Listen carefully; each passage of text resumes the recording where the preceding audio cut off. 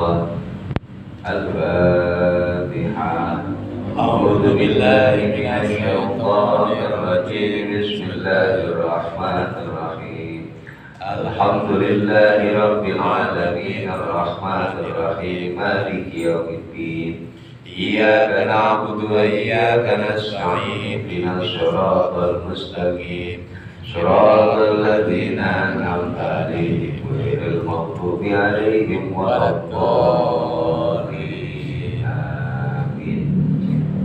Bismillahirrahmanirrahim. Assalamualaikum warahmatullahi wabarakatuh. Waalaikumsalam warahmatullahi wabarakatuh. Alhamdulillah wassalatu wassalamu ala rasulillah sayyidina Muhammad ibn Abdillah wa ala alihi wa sahbihi wa mawalah. La hawla wa la quwwata illa billah. Subhanaka la ilma lana illa ma 'allamtana innaka antal alimul hakim wa tub 'alaina innaka antat tawwabur rahim. Rabbi shrah li sadri wa yassir li amri wahlul 'uqdatam min lisani yafqahu qawli. Amma ba'du. Hadratal mukarram wal muhtaram, para thalabah, para jamaah, para bapak yang dimuliakan oleh Allah Subhanahu wa taala. Puji syukur alhamdulillah tentunya atas nikmat dan juga anugerah yang telah Allah berikan kepada kita semua, yang mana alhamdulillah pada malam hari ini kita masih diberikan nikmat kesehatan oleh Allah, diberikan nikmat panjang umur, diberikan nikmat kesempatan, sehingga pada malam hari ini kita bisa berkumpul kembali melaksanakan kegiatan kita yakni pengajian. Mudah-mudahan Allah Subhanahu wa taala selalu memberikan kepada kita kesehatan, kekuatan, sehingga mampu menjalankan apa-apa yang diperintahkannya dengan baik, dengan cobaan-cobaan dan ujian-ujian serta rintangan-rintangan yang tentunya pasti akan kita alami. Walanabluwannakum bisyai'in minal khawfi wal ju'i wa naqsin minal amwali wal anfusi was samarat. Sungguh kata Allah Subhanahu wa taala akan kuuji kalian semua. Jadi hidup itu adalah darul mihan wal fitan. Dunia ini adalah tempatnya fitnah, tempatnya ujian, tempatnya cobaan. Dan tentunya itu semua cobaan-cobaan yang kita alami dengan bentuk-bentuk cobaan yang berbeda-beda, Allah Subhanahu wa taala pada dasarnya adalah ingin mengangkat derajat kita. Di dalam hadis Bukhari, beliau mengatakan, Rasulullah Shallallahu Alaihi Wasallam bersabda, "May yuridillahu bihi khairan yusib minhu." Barang siapa yang Allah kehendaki baginya kebaikan, yusib, maka kata Rasulullah Shallallahu Alaihi Wasallam, Allah akan mengujinya. Orang-orang yang akan Allah berikan kebaikan, Allah angkat derajatnya, pasti dia akan diberikan ujian, cobaan dari Allah Subhanahu wa taala. Di dalam hadis lain Rasulullah Sallallahu Alaihi Wasallam mengatakan, "Ma yusibul mu'min," tidaklah mengenai kepada orang mukmin min nasobin, dari kelelahan, capek. Kami hidup di dunia capek, cari duit dari pagi pulang sore, kepanasan, kehujanan, ya capek, lelah. Ya, ada dunia ini memang tempatnya kita berlelah-lelah, tempatnya kita bercapek-capek. Kalau nggak pengen capek, Mau bikin anak aja yang enak, capek kali bikin anak, males-malesan. Ya, jadi hidup di dia ini pasti capek. Jadi apapun yang mengenai setiap orang mukmin dari kelelahan wala wasabin, penyakit yang Allah uji dengan penyakit yang bertubi-tubi, berbagai macam bentuk penyakit, wala hammin, dan juga kesusahan, susah ekonomi, sempit ekonomi dan lain sebagainya, wala husnin, dan juga kesedihan, usaha gagal mulu, daftar kerja agak masuk-masuk, sedih mulu, hatta syurkah, bahkan duri yusyabuha, yang menempel ke kaki kita, illa kafarallahu biha min khatayahu, kecuali Allah subhanahu wa ta'ala akan meleburkan, akan menghancurkan, akan menghapuskan dosa-dosa kita dari ujian-ujian yang Allah berikan kepada kita. Jadi ujian, cobaan yang kita alami pada hakikatnya Allah ingin menghapus dosa-dosa kita. Allah ingin mengangkat derajat kita. Yang penting sabar,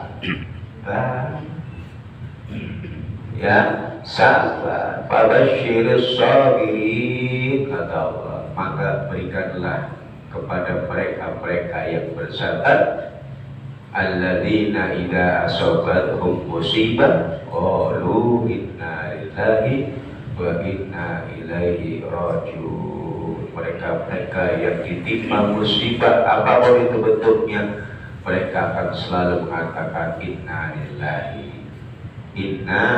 lillahi wa inna ilaihi rajiun. Sesungguhnya itu semua dari Allah dan akan kembali kepada Allah. Dari Allah dan akan kembali kepada Allah. Anak yang kita miliki itu dari Allah. Kapanpun Allah menghendaki ingin mengambilnya, ya punya Allah. Cukup kita pasrah, inna lillahi wa inna ilaihi rajiun. Orang tua yang menyayangi kita, sayang buat sama kita, ya diambil sama Allah, ya memang akan dikembalikan kepada Allah.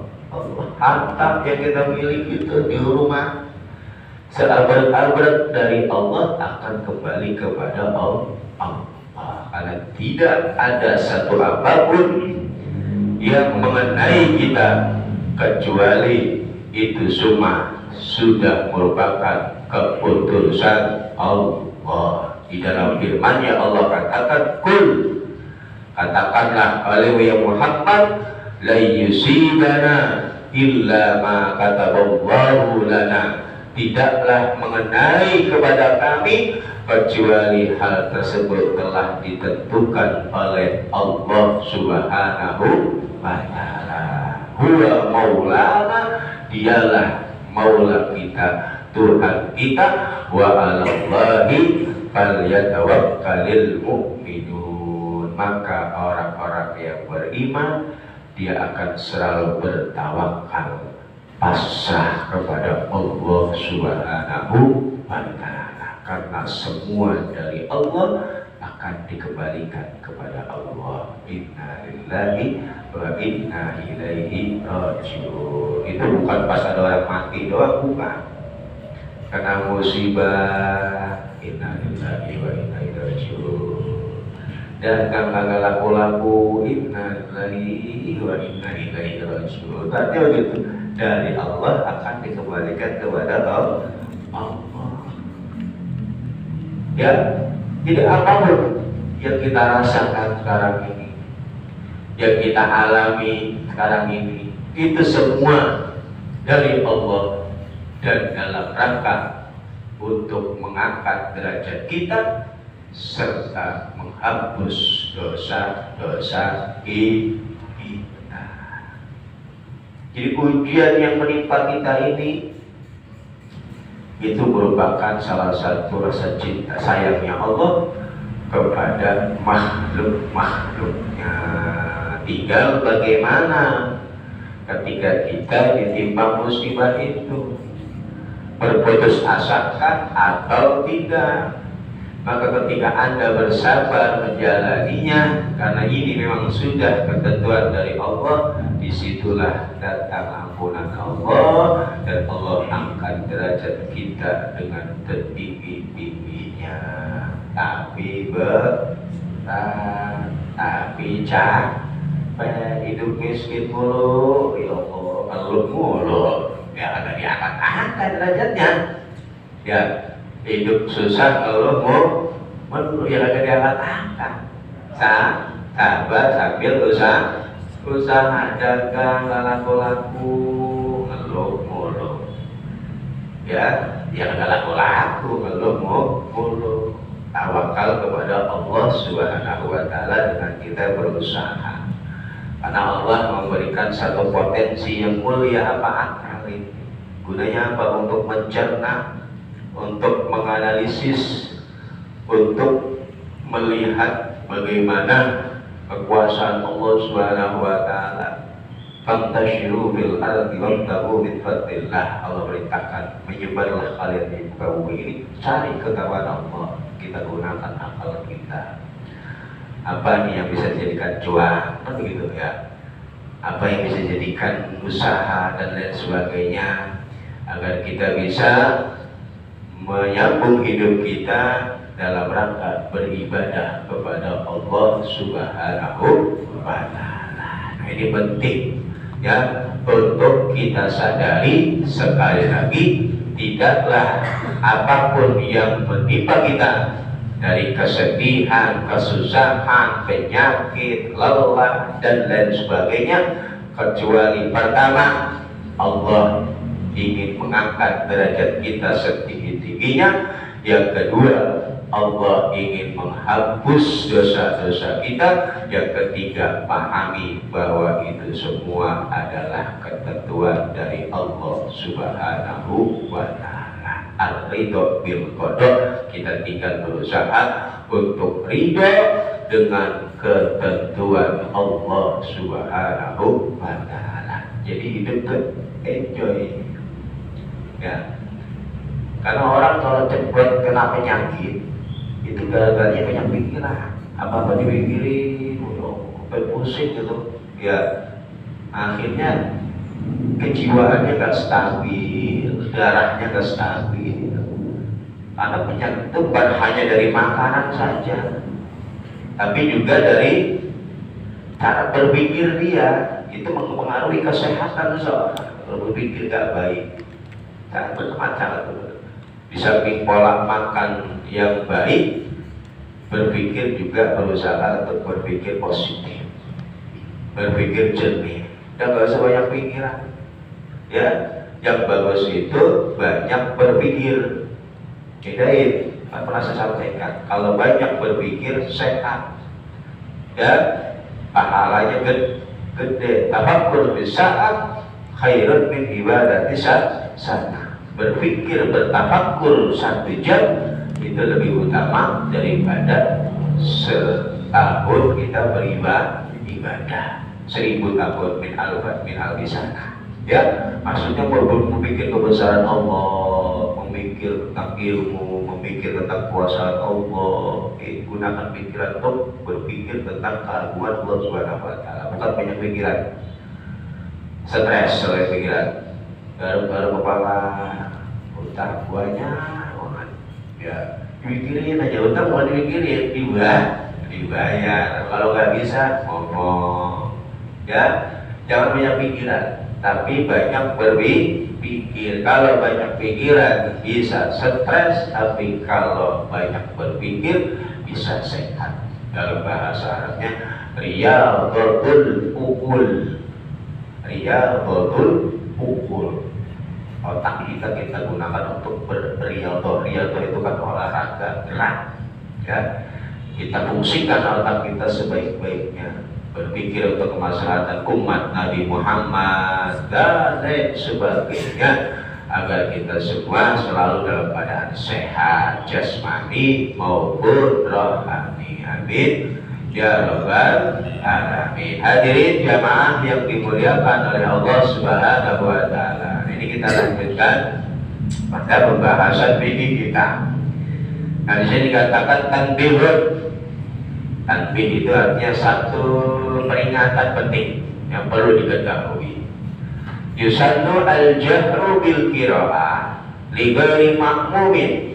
Sunnah hukumnya untuk mengeraskan di dalam bacaan, baik itu membaca Al-Fatihah maupun membaca surat li ghairi makmumin, bagi selain makmum. Berarti kalau selain makmum siapa lagi? Selain makmum siapa, Mas? Nah, selain makmum imam sama imam apa? Buat padenya. Imam sama selain makmum orang sholat. Selain makmum berarti siapa? Imam sama orang sholat sendiri, bukan barengan ya, cuma adanya ya. Ya, jadi selain ya, sunnah hukumnya mengeraskan suara dari bacaan kita, contoh baca Al-Fatihah, baca surat li ghairi makmum, bagi selain makmum. Berarti siapa? Imam dan orang yang sholat sendiri. Kapan itu sunnah mengeraskan suara? Fi subuhin, pertama di dalam sholat subuh. Kalau kita jadi imam, keraskanlah suara Anda, hukumnya sunnah. Bagi makmum tidak. Kalau Anda kebetulan sholatnya sendiri, gak jamaah, sunnah Anda keraskan bacaan Anda di dalam sholat subuh, baik rakaat pertama maupun rakaat kedua. Wa awwalayil isya'aini wa jumu'atin, dan di dua rakaat dua sholat isya dan maghrib. Isya'aini itu artinya isya dan maghrib. Komaro ini itu artinya matahari dan rembulan, isim tasniyah. Jadi dibahasakannya isya, dua isya berarti maghrib dan isya. Di rakaat pertama dan kedua dari sholat maghrib dan sholat isya. Bagi siapa? Selain makmum. Isinya siapa? Imam dan orang yang sholat sendiri. Kalau bisa mah jangan sholat sendiri kan. Ya. Lebih afdal, pahalanya lebih besar, untuk diterimanya itu masih kemungkinan besarnya luar biasa. Tapi kalau sholat sendiri untuk diterimanya agak-agak sulit ya, khusyuknya juga boro-boro dan lain sebagainya. Makanya pernah saya katakan bahwa berjamaah itu hukumnya ada tiga pendapat. Ada yang mengatakan sunnah kifayah, jadi sunnah yang sangat ditekankan. Ada yang mengatakan fardu kifayah, sunnah muakkadah pertama ya. Yang kedua fardu kifayah, yakni kewajiban yang apabila sudah dilakukan oleh dua orang dalam satu wilayah, maka yang lain gak berdosa. Nah, ini yang diatur oleh kita nih, madzhab Syafi'i. Minimal dalam satu kampung Poncol ini ada yang berjamaah, kita nggak dosa. Kalau semua satu kampung Poncol nggak ada yang jamaah, dosa semua. Itu namanya fardu kifayah. Ada orang mati, orang satu kampung Poncol nggak ada yang mau matiin, nggak ada yang mau ngapain, nggak ada yang mau nyolatin, nggak ada yang mau nguburin, dosa semua satu kampung ini. Tapi kalau satu sudah melaksanakan cukup, semua tidak berdosa. Yang ketiga fardu ain. Berarti setiap individu kita ini sholatnya wajib jamaah. Kalau nggak jamaah nggak sah dosa. Jadi kita pakai pendapat yang tengah-tengah. Ya, kalau golongan sebelah pendapat yang fardu ain, tuh golongan sebelah tuh. Makanya mereka rajin jamaah. Pak, wajib. Nah kalau kita nggak wajib ini kan gitu ya. Ya, akhirnya masjid sepi.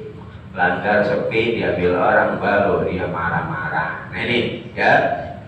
Wa jumu'atin, kemudian pada sholat Jumat wa bima yubda baina ghurubi syamsi wa tulu'iha, dan juga pada sholat-sholat yang dikodok di waktu antara maghrib, ya, tenggelamnya matahari sampai keluarnya fajar shadiq. Sholat yang Anda kodok, ngodoknya pada waktu setelah hari sampai keluarnya fajar shadiq. Kodoknya malam berarti. Contoh tuh tadi johor kan sholat, nanti kan dagang keliling lupa johoran, kodonya sekarang sunnah, ya, ketika baca surat di rakaat pertama dan kedua dengan mengeraskan suara, walaupun johornya ketika kita ada itu tidak sunnah untuk mengeraskan suara. Wa bima yubda bainal ghurubi syamsi wa tulu'iha walau kan as-shalah sirriyatan, walaupun sholatnya itu berbangsa tidak mengeraskan suara seperti zuhur, asar. Kalau dikodoknya malam-malam maka sunnah untuk dikeraskan suaranya. Begitu juga sebaliknya, kalau kita mengkodok sholat yang berbangsa jariyah, sholat-sholat yang disunahkan mengeraskan suara, maghrib itu sholat jariyah, isya itu jariyah, subuh itu jariyah. Nah ini kebiasaannya subuh nih. Kalau kita tadi kagak sholat subuh, kemudian bangun jam 8, nah baru kita sholat subuh, sunnah bagi Anda tidak mengeraskan suara. Jangan dikerasin, apalagi kunutnya jangan dikerasin, ketahuan kodo subuh. Mendingan kunutnya gak usah dibawa, itu sunnah muakkadah, hanya sunnah saja, gak dikerjain gak apa-apa. Kalau kodok subuh ya jangan bawa kunut, biar gak ketara lagi kodok sholat subuh, biar ketara lagi sholat duha. Aku rajin banget atau oleh jam 8 udah sholat duha, ya, padahal baru bangun dia, padahal baru bangun kodok subuh. Tapi kan gak ketahuan, yang namanya sholat kan niatnya dalam hati. Sama 2 rakaat, sholat duha 2 rakaat, sholat subuh 2 rakaat. Kunutnya jangan dibawa nih, kalau dibawa ketahuan, ya. Jangan mengeraskan suara, karena sunnahnya tidak dikeraskan, walaupun zatiyah sholat itu sholat yang berbangsa mengeraskan suara, ya. Wa amma bima yubda ba'da tulu'i syamsi fayasiru bihi, begitu sebaliknya, ya, walau kan jahriyatan, walaupun sholatnya sholat yang berbangsa mengeraskan suara. Wa dzalika li anna al-ibra bi waqtil qada lal ada, karena yang dinilai ibra, al-ibra itu yang dianggap, yang dinilai, yang dipandang biwaktil qada pada waktu pengkodoannya, lal ada bukan pada waktu sholat adanya. Jadi yang menjadi patokan itu di dalam sholat tersebut adalah waktu pelaksanaan. Ya, kalau kita mengkodok pelaksanaannya siang hari, ya jangan dikerasin. Ya, tapi kalau pelaksanaannya malam hari, walaupun itu sholat yang siang hari, tetap sunnah dikerasin. Alal muhtamad menurut kaul pendapat yang kuat. Illa bi sholatin aidaini, ya, kecuali dalam 2 sholat hari raya, Idul Fitri, Idul Adha, wa innahu yajharu biha mutlaqan. Karena yang namanya sholat Idul Fitri, Idul Adha itu disunahkan untuk dikeraskan suaranya secara mutlak, tidak melihat waktu. Amalan bi asri annal qada ya yubka al-adab walidna syar'a warada bil jari fiha fi mahal isra fa yustahab, ya. Kemudian wabil aidaini, ini keraskan suara bagi imam dan orang yang sholat sendiri pada dua sholat hari raya Idul Fitri, hari raya Idul Adha. Itu boleh kita sholat sendiri di rumah. Kalau malas ke masjid, malas begadang, sholat sendiri aja. Ntar bisa dibangunin, ntar aja sholatnya. Boleh sholat sendiri. Kemarin lagi zaman COVID, anjuran untuk sholat Id di rumah masing-masing masih boleh, sunnah yang hukumnya sholat Id berjamaah. Walau qadaan wa tarawih dan juga ya, walaupun sholat Idnya itu bermasa sholat qadha, kita mengqadha di malam hari, tetap sunnah dikeraskan. Wa tarawih dan juga sunnah mengeraskan suara pada sholat tarawih. Ayyusan al-jahru fit tarawih wa witri Ramadhan, dan juga sholat witir pada bulan Ramadan. Wa yusan al-jahru fi witri Ramadhan walau limunfaridin, walaupun bagi orang yang sholat sendiri. Wa illam ya'ti bit tarawih, walaupun dia enggak sholat tarawih. Jadi kalau sholat witir itu kesunahannya bukan hanya di bulan Ramadan, bahkan kesunahan setiap hari itu kita sunnah untuk mengerjakan witir. Nabi Muhammad itu kebiasaan yang beliau tidak pernah tinggalkan di dalam sholat sunnah. Pertama duha, kedua witir. Itu Nabi tidak pernah tinggalin. Duha 8 rakaat, ya, yang afdol mengikuti Nabi paling sedikit 2 rakaat, maksimal 8, lebih dari 8 boleh, tapi Nabi biasanya 8, maka kita pilih yang biasa dilakukan Nabi 8, minimal 2 rakaat. Ya, karena barang siapa yang melakukan 2 rakaat sholat sunnah duha, maka hidupnya tidak akan yang pertama mengalami kefakiran, tidak akan mengalami kefakiran. Kemudian yang kedua, 2 rakaat daripada sholat sunnah duha sama saja kita telah mensedekahkan seluruh sendi-sendi yang ada di dalam diri kita.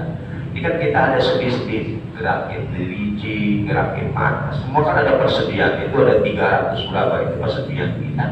Itu kan nikmat dari Allah yang harus kita syukuri. Di antaranya kita dengan bersedekah untuk diri kita, di antaranya zakat fitrah, zakat diri kita. Nih, orang yang sholat duha 2 rakaat berarti dia telah mensedekahkan nikmat sendi-sendi yang Allah berikan kepadanya. Insya Allah dijauhi dari penyakit stroke. Kalau orang stroke kan berarti persediaannya dia sudah nggak normal, udah mati, udah nggak bisa digerakin ke tangannya karena persediaannya sudah tidak normal. Nah, caranya biar kita terhindar dari penyakit itu, sedekah itu sedekah pakai uang, kata Nabi. Syukur-syukur pakai uang apa? 2 rakaat sholat duha sama saja Anda telah mensedekahkan semua sendi-sendi yang ada di diri kita. Insya Allah dijauhkan dari penyakit stroke. Baca Quran dengan melihat langsung ke mushaf, itu diantaranya adalah menjaga mata kita dari penyakit mata, katarak, kebutaan. Tuh, tanya orang-orang dulu itu. Dulu orang pernah nanya sama Haji Adung, itu pandangannya matanya masih tajam, pendengarannya masih tajam, karena lagi baca Quran. Bukan melototin HP mulu,